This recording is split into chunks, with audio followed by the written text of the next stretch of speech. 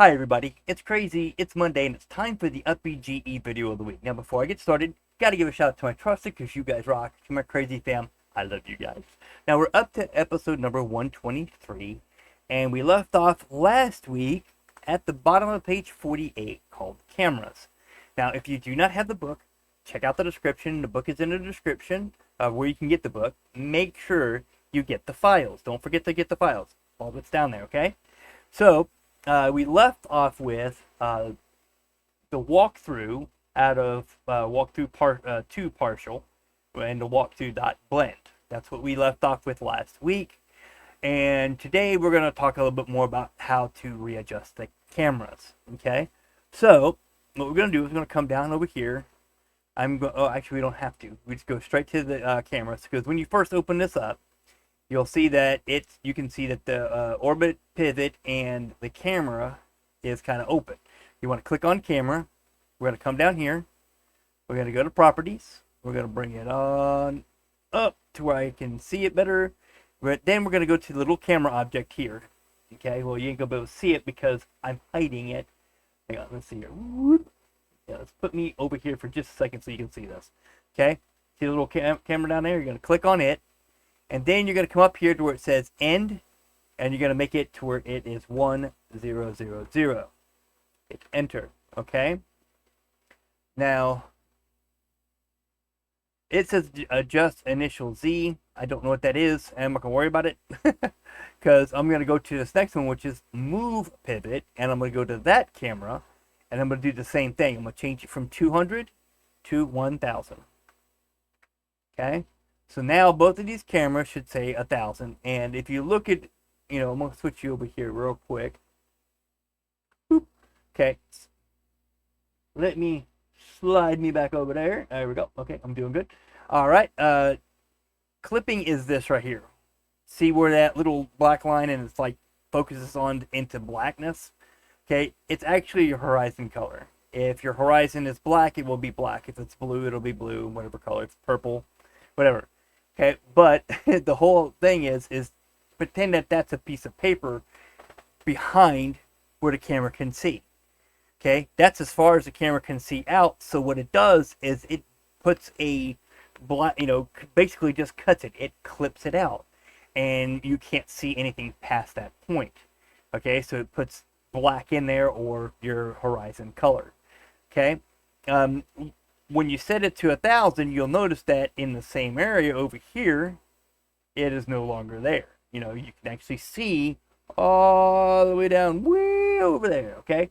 So that's what that does, okay? So we changed the clipping, okay? So a snapshot of these changes are right here. You can see them, okay? Now we're going to go to File. Hang on, let me switch you back over real quick. Sorry about that. Okay, now we're going to go to File. We're going to hit open, and then we're going to back out. We're going to hit this little back arrow here. We're going to go to walkthrough 3 partial, and then the walkthrough for that. Okay, now you're going to see this big white screen that's going to blind you, because there is no textures, and they didn't put any in. So you have to add your own texturing if you want it to look like texturing or whatever. Okay, but if you hit play, you'll see that now you're looking at an orbit camera looking down upon the playground area and the little walk around area, and you see little cars buzzing around. Okay, so you can actually move the camera, but as you see, it's really hard to tinker around with. Okay, so you can either look at that, okay, and I'll continue reading on, or you can look at yours. Okay, make sure that collision is set properly. Okay, all the houses, the ground, and the other 3D objects already have a collisions enabled in this file. In other situations, however, you may need to change the collision objects, enabling or disabling their collisions accordingly. The Python raycast uses the internal bullet physics engine under the hood. In order to prevent the camera from going through the walls and the ground, set enough collision surfaces, but not too much, so that you don't compromise the performance of your game. Okay, so basically everything in this view, okay, right now, all the collisions are on. you may want to go into your collisions and fix most of them and make them to where they're not collision if you're not going to be running into them. Like the cars are going to be driving on the road, but they're not going to run into the building, so you really don't have to have it. As you see, that little car right there going across, it's got an automatic set pattern. So you don't want to change the physics on it, okay? So what we'll do is we'll exit out, okay? And you can go into each one of these, okay? And then since we had it on that, we're going to go to properties, okay? Then you come down here to physics, okay? As you see, it's static, okay? Static means it's going to, you know, calculate for all the physics and all the collisions in the game. You can turn it to no collision, okay? If you turn it to no collision, and we're just going to do a few of them, because it's going to be fun. Okay, all of them are now set to no collision. I wonder why that one was set to static. Maybe that's the cars.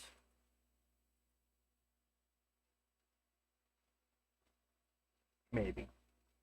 So those are set to no collision. Okay, so we can take all these. You can take every one of these and put them to no collision.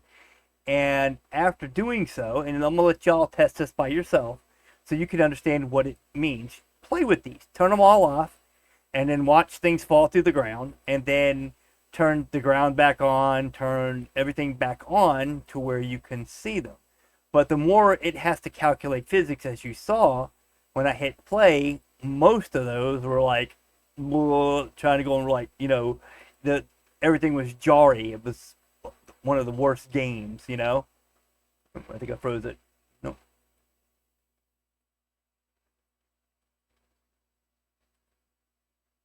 There we go. Collision. Yeah, it should be clicking on that one. Yeah, no collision. I don't know why that one doesn't. It must be an empty. Okay, so we already did that one, no collision. Do a couple more of these, no collision. And like I said, play with it, see what happens. Only way you're going to find out is if you play with it, okay? You'll never know until you mess around with it, break it, fix it, and break it again. I mean, there is plenty of things to do so with, okay? But, you know, change them all to no collision and then fix it later, and you can find out that which ones actually, you know, are possible to have, and you'll watch your game become a little bit more performance friendly. And I say that loosely because performance friendly is only good is if you don't have any collisions at all, you know, which kind of sucks in a game because you need to have collisions. But for right now, I'm going to do no collisions right now for everything, just to turn them all off and watch things fall.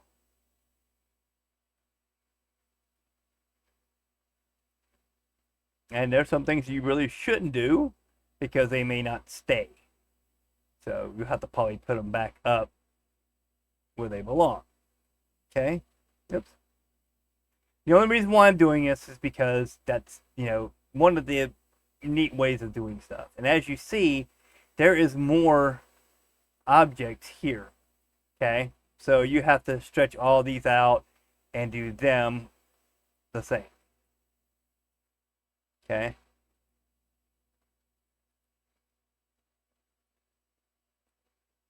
So, I mean, we're going to go into the next one, but I'm just trying to make it to where it's not so jarry. Okay, so now what I'm going to do is I'm going to move that back down, and I'm going to hit P again.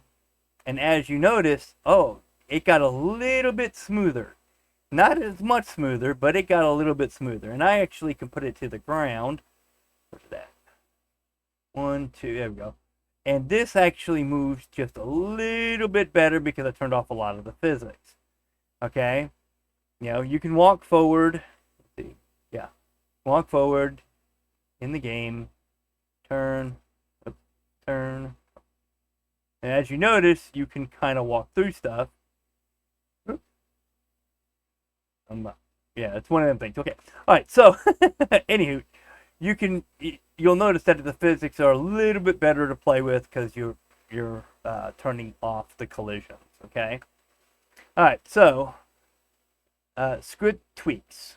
finally, it's good to fiddle a bit with the script. Due to the particularities of this project, mainly its scale, you may feel that everything happens a bit too fast. It's up to you to change the settings in the init world. Now, what it's talking about, now I'm going to switch back over to it. We're going to go to the text editor, okay? And then you're going to come here to these little arrows, and then it's going to be, I think it's navigation? Yeah.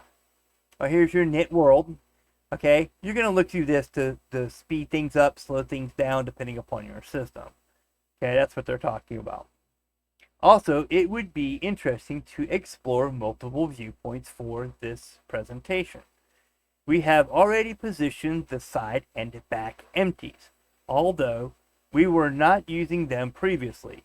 Their names were present in the script as part of the available cameras list. Now, make sure you always turn these guys on because that kind of helps. Word wrapping just wraps it around. You don't really have to have it. But we're going to go down here to 92, 93, right here. Okay, these are the available cameras, front, back, side, and top. Okay, the difference now is that we will make the camera actually change to the side and back views when you press the keys 4 and 5 respectively. As you can see here, it's really easy to expand a system like this. Try to create a 5th camera, add a new empty, and see how it goes. To enable the side and back cameras, the only code we have to add is, here goes 110, okay, which is defined keyboard, and we're going to add in LF, okay, key for GK 4 key and GK5 key. Okay, and it's not in here because it's just got the up, down, left, right keys. Okay, you add them in, and you're gonna put, see if I can get it right here. Boop. Yeah, there you go. You're gonna add in these guys right here. Okay, you're gonna add in the 4 key. You're gonna change the view to side, and you're gonna add the LF key and change and use the key 5 for that one for back and fly. Okay. So there is not much more to be done here.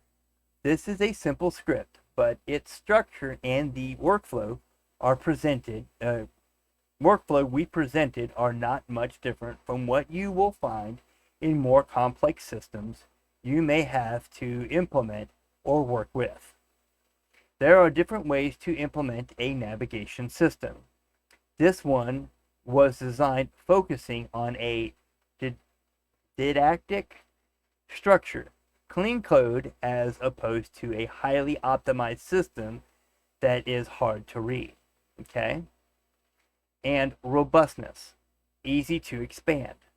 Try to find other examples, or better yet, build one yourself.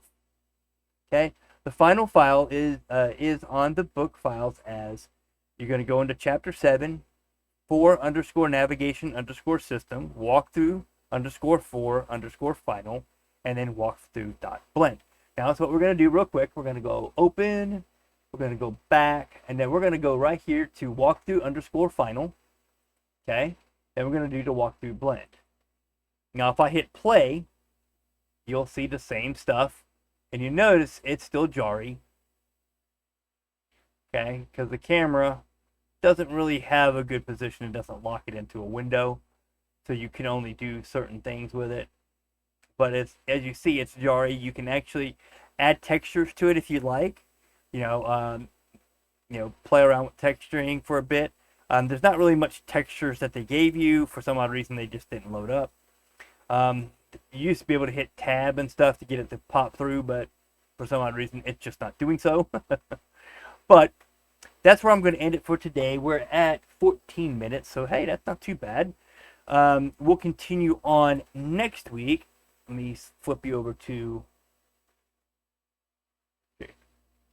Oh, gotta do that first. Here we go.